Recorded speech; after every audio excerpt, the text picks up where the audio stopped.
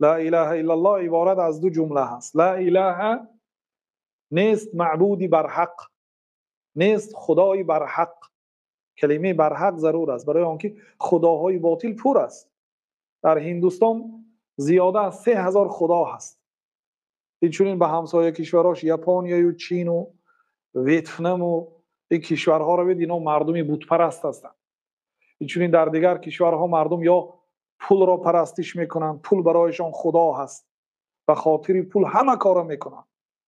یا نفسشان، خدای خودشان نفس خودشان است، یا منصب را برای خود خدا گرفتن، یا یک آدم دیگر را برای خود خدا گرفتن. اینا خداهای باطل است. اینا خدا نامیده میشه تجاوزن، ولی از اینا خدای حقیقی نیستن.